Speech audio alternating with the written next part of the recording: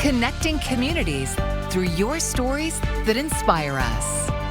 It's KGUN 9 News. Good evening. Thank you for joining us. I'm Pat Paris. And I'm Heidi Laga. The polls closed a little over 3 hours ago, and numbers are coming in now for the Tucson mayor election. And nope, these are not the final numbers. Yeah, incumbent Democrat Regina Romero appears to be headed for a second term. She's leading with more than 47,000 votes. That's 61% of the vote. Romero's top challenger. As you see those numbers, Republican Jill Wittenbreaker with just over 24,000 votes. Independent Ed Ackerley over 5,000 votes, and Libertarian Arthur Kirchen has just about 1,000 votes so far. And following those results, there was widespread celebration. Mayor Regina Romero's election night party. Mayor Romero, as well as other leading city council members, did speak. That's right. KGUN 9's Adam Klepp is there live right now. Adam, I imagine there's been a lot of happy people, a lot of smiles in that room tonight.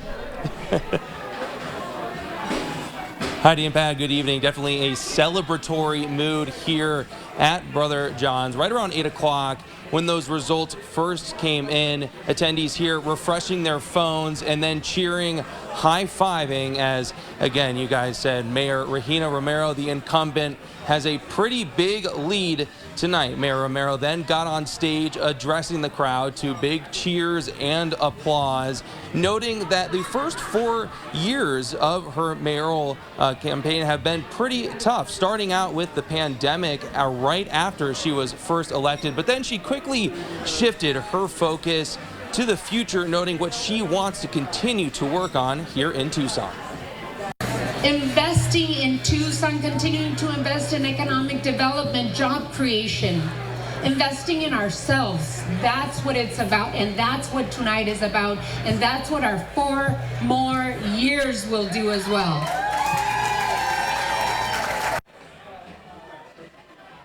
Other than her own success so far in the race, Mayor Romero celebrated the other Democratic city council members who also have strong initial results and some of the propositions for school districts around Tucson. Again, though, these results not yet final. We'll continue to update them here at 10 o'clock and online as they continue to come in. So stick with KGUN 9 tonight and the rest of the week for all of your election coverage. Reporting live in Tucson, Adam Klepp, KGUN 9. Heidi and Pat, back to you. All right, Adam, thank you. The Republican candidate for mayor, Janet Wittenbreaker, holding her election party at Fire Truck Brewing on Swan at Grant, while independent candidate Ed Ackerley and his party at the Union Public House. KGUN 9's Andrew Christensen spoke with both candidates at their parties to see their priorities if they were to become mayor. People were fired up here. They were excited for Republican candidates that were here. It was a packed house tonight about an hour ago. They're barely starting to leave now, but they were excited for candidates like Janet Wittenbreaker, and I spoke to her and Ed Ackerley, who actually both agree on a few issues like crime and growing the police department. Wittenbreaker says growing the police department is important to tackling some of the big issues Tucson has, like fentanyl. She says if she were to be elected mayor, she'd enforce anti-narcotic laws. As for how she wants to enforce it, she says she wants to grow the Tucson Police Department by attracting more people. We must invest in our public safety, and we do that with a better than average compensation package and a very aggressive recruitment from other states, other cities. And Ackerley feels pretty similarly, telling me growing the police department is a solution to lowering the amount of fentanyl in our city and other crimes. When it comes to how many he wants in the city, he says he wants to have 1,000 police officers by 2025, but he also has another solution. I'm a big advocate of the transition center next to the jail that the Tucson Crime Free Coalition has kind of advocated for. I'm 100% behind that, where we can adjudicate an individual, and if they need help with mental health or drug addiction, then we can do that. Asked them what they were going to be doing in their first few days or the first few weeks if they were to be mayor.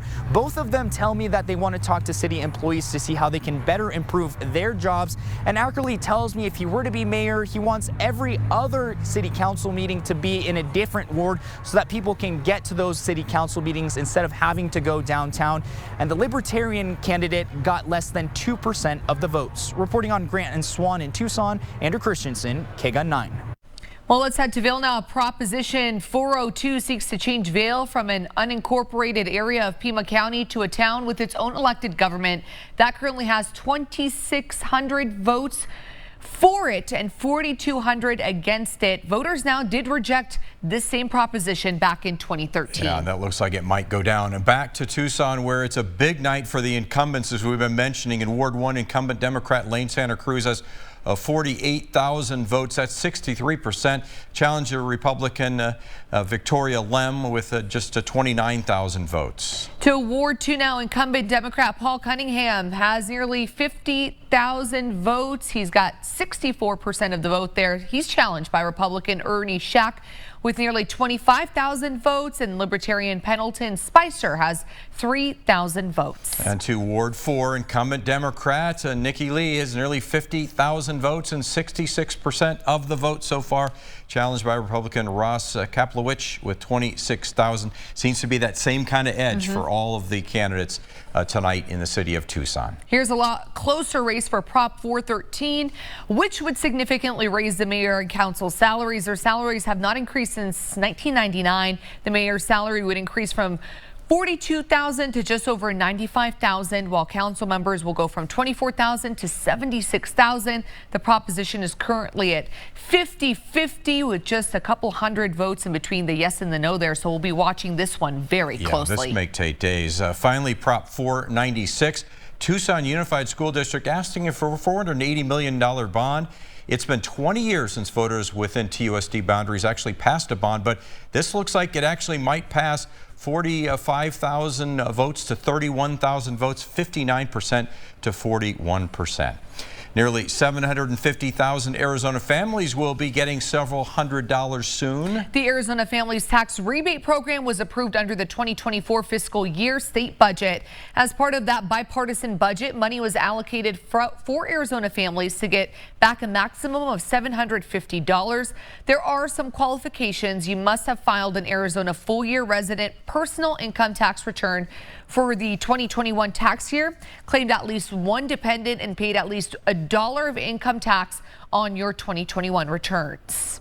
For Arizona taxes, this is not taxable. You will not have to repay it.